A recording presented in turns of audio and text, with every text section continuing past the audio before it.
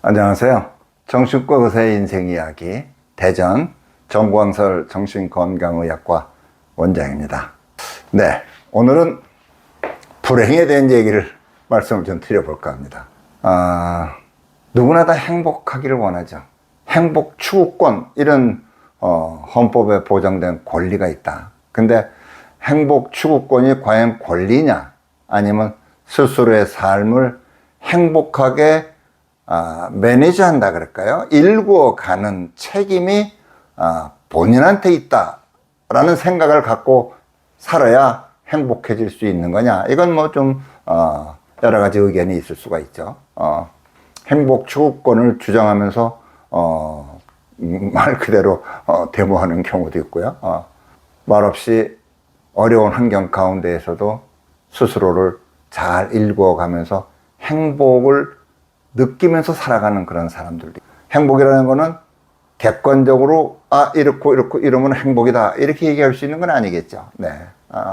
많은 나라들이 많은 나라 이제 이렇게 경제적인 그 지수를 얘기하죠. 그래서 랭킹이 뭐 얼마나 되냐. 우리나라는 상당히 상위에 속하죠. 네. 근데 행복 지수가 어떠냐 이런 것도 있죠. 근데 그거는 경제력의 순위하고는 좀 달라서 듣기로는 행복 지수 10위 안에 드는 나라 5군데가 남미 쪽에 있다, 뭐 이런 이제 얘기가 있고요. 우리가 잘 아는 방글라데시 하는 나라는 상당히 경제적으로 어렵죠. 우리나라에서 그쪽에 이제 섬유 사업을 가지고 가서 그 나라가 많이 지금 경제적으로 부흥하고 있다, 뭐 이런 뉴스도 들었습니다만. 그런데 행복 지수 얘기할 때는 방글라데시가 상당히 상위에 랭크되는 그런 경우가 있죠. 네. 행복을 얘기를 하는데 그와 같이 따라 붙는 게 불행이라는 말이죠. 행복하지 않다, 불행하다. 어떤 분은 이런 표현을 쓰시더라고요. 서울서 대전으로 이제 결혼해서 오신 분이에요. 아는 사람이 아무도 없어요. 남편만 보고 온 거예요. 근데 왜 남편을 보고 왔냐? 손을 봤는데 남편이 말을 참 잘 듣게 생겼더래요. 그래서 결혼을 결심을 했대요. 그게 무슨 소리입니까? 그랬더니 자기는 대학원을 나올 때까지 전부 다 엄마가 시키는 대로만 했대요. 피아노를 전공한 분이에요. 그래서 고등학교 때 얼마나 엄마가 많이 시켰는지 대학에 가서는 별로 실기 연습을 별로 안 했대요. 그런데도 항상 피아노 실기는 A프를 맞았대요. 대학원까지도 A프를 맞으면서 졸업을 했어요. 그래서 이제 피아니스트의 길을 계속 가지를 않고 너무 지겹고 하여튼 엄마가 그냥 너무너무 좋아가지고 시켰기 때문에 아주 징그러워서 엄마를 피해서 결혼을 한 거예요. 근데 엄마는 서울에 계시죠. 근데 대전 사람하고 손을 봤는데 남편이 정형외과 레지던트예요. 근데 말을 잘 듣게 생겼더래요. 그래서 결혼을 한 거예요. 그런데 결혼하고 사는데 말을 잘 듣더래요. 자기가 한마디 하면 딱딱 알아서 잘 하고. 그래서 내가 그래도 결혼을 잘했다. 근데 대전에 이제 아는 사람이 하나도 없죠.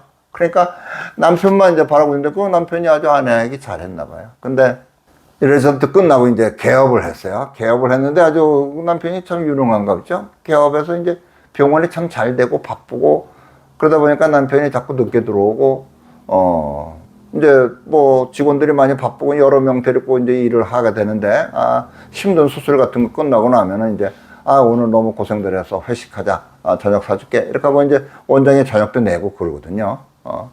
그런데 보니까 자꾸 늦게 들어오는 거예요. 그리고 이제 어디 환자 뭐 픽업을 하러 가거나 뭐 그럴 경우도 있거든요. 그러면은 앰뷸런스에 간호원을 옆에 태우고 다니고 이제 이러는 거예요. 그래서 이 부인이 당신 그러지 마라, 밤에 일찍 들어오고 회식 좀 하지 말고 어디 갈 때 앰뷸런스에 간호원 옆에 앉히지 마라.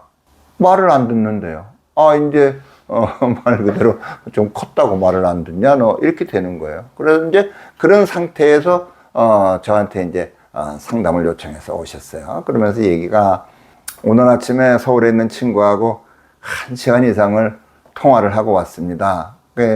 친구가 이제 걱정하면서 불행하냐 그랬더니 뭐 그 정도까지는 아닌데 하나 분명히 내가 얘기할 수 있는 거는 행복하진 않아.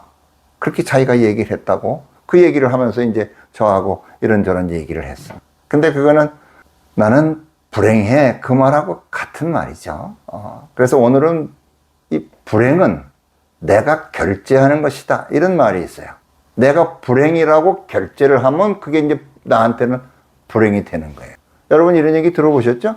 생각이 행동을 바꾸고 행동이 습관을 바꾸고 계속되는 습관은 그 사람의 성격 내지는 인격이라고 표현되는 거예요. 그러니까 습관이 바뀌면 성격이 바뀌고 성격이 바뀌면 운명이 바뀐다. 여기서 운명이라는 거는 지금 말씀하는 주제대로 행복이냐 불행이냐의 운명이 바뀌는 게 그 핵심 그 깊이로 들어가면 생각에 있단 말이죠. 지금 말씀드린 그 주부는 남편을 선택할 때 제일 중요한 기준이 내 말을 잘 듣는 그 생각이 기준인 거예요.